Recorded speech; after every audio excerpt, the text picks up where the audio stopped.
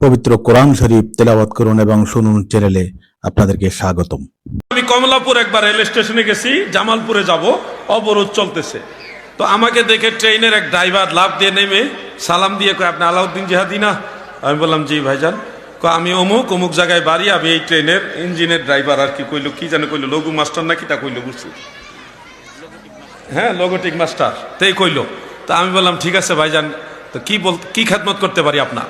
না খেদমত না, আমার একটা প্রশ্ন আছে। স্টেশনের ভিতরে ধরছে প্রশ্ন।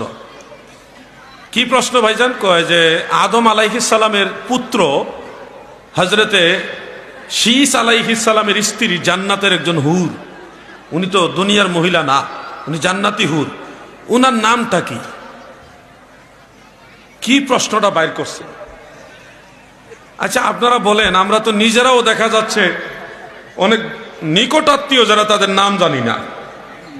আমি যদি এখানেও সবাইকে একে একে জিজ্ঞাসা করি, নিজের আপন নানির নাম অনেকে জানে না। আর কোথায় আদম নবীর ছেলে হযরতে শীস আলাইহিস সালামের স্ত্রী জান্নাতের হুর, উনার নাম আপনারা সবাই জানেন তো নাকি? আমার জিজ্ঞাসা নামটা কি? আমি বললাম, আপনি ট্রেন চালানোর সময় এত চিন্তা করেন? না হুজুর, জানা আসেনি, থাকলে কর, আমার এটা জানতে মন চায়। এটা কেন জানতে মনে চায়, এটা একটা কাহিনী আছে। মনে করেন আদম আলাইহিস সালামের প্রত্যেকটা সন্তান জোড়ায় জোড়ায় জন্ম হয়েছে, একটা ছেলে একটা মেয়ে, একটা ছেলে আর একটা মেয়ে। কিন্তু শীস আলাইহিস সালাম যখন জন্ম হয় তখন ওনার সাথে আর কোনো মেয়ে জন্ম হয় নাই। তো সব ছেলেদেরই স্ত্রী ভাগ পাইছে। মানে বোন যার আছে, তখন শরীয়ত ছিল যে যার সাথে যেই বোনের জন্ম হয়েছে তার সাথে তার বিয়ে হারাম, ওই আরেক জোড়ার সাথে যে মেয়ে জন্ম হয়েছে তার সাথে তার বিয়ে হবে। কারণ সবাই তো মেয়ে ভাগে পাইলো, শীস নবী তিনার সাথে তো মেয়ে জন্ম হয় নাই, বোন জন্ম হয় নাই, এখন তো ওনার স্ত্রী নাই। এই ওনার স্ত্রী কোত্থেকে আসবে? এটা আল্লাহ দিছে জান্নাত থেকে, হুর।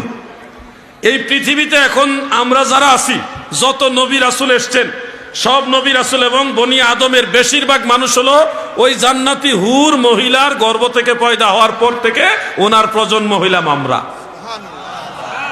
এখান থেকে এটা মনে রেখে, নূরের তৈরি হুর, হুর কিন্তু মাটির তৈরি না, নূরের তৈরি হুর দিয়েও আল্লাহ দুনিয়াতে মানুষের বংশ বিস্তার করাইছে। এখানে একটা ইঙ্গিত বলে দিলাম, মাটির ব্যবসা করেন না, খবরদার, মাটির ব্যবসা করেন না। আল্লাহ তাআলার জমিনে অনেক রহস্য আছে, এগুলি অনেকে জানেন না। এই জন্য উনি আমাকে প্রশ্ন করলেন যে শীস নবীর স্ত্রীর নাম কি? আমার আলহামদুলিল্লাহ আমার জানা ছিল, বলে দিছি, আপনাদের বলে দিই। ওনার নাম হযরতে উযাইরা আলাইহাস সালাম, উযাইরা। তো এই ওনার ইয়াটাও দেখে আসছে। উনি আবার শীস আলাইহিস সালাম ইন্তেকালের পরে আসমানে উড়ে চলে গেছেন আল্লাহ তাআলার ইচ্ছায়, নির্দেশে। যেখান থেকে উনি আসমানে উঠছে ওই জায়গাটা ভারতের উত্তর প্রদেশে, ইউপিতে ফাইজাবাদ একটা জেলা আছে, লখনৌয়ের ফাইজাবাদ থেকে একটু দূরে গেলে একটা জায়গার নাম হিন্দিতে বলে আয়োধ্যা, আর বাঙালি যারা তারা বলে অযোধ্যা। অযোধ্যা আপনারা বাবরি মসজিদ সম্পর্কে জানেন? বাবরি মসজিদ থেকে 1.5 কিলোমিটার দূরে হলো ওই জায়গা।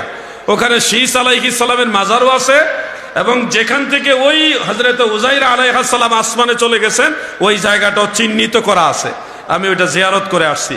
আল্লাহ বাঁচাইলে এইবার ঈদের পরে, রোজার ঈদের পরে এপ্রিলের 2 তারিখ বা 3 তারিখে আমি একটা ছোট্ট কাফেলা নিয়ে ফিলিস্তিন যাব, মসজিদুল আকসায়, জর্ডানে, মিশরে যাব, ইউসুফ নবীর দেশে, আল্লাহ যদি বাঁচায় ইরাকেও যাব।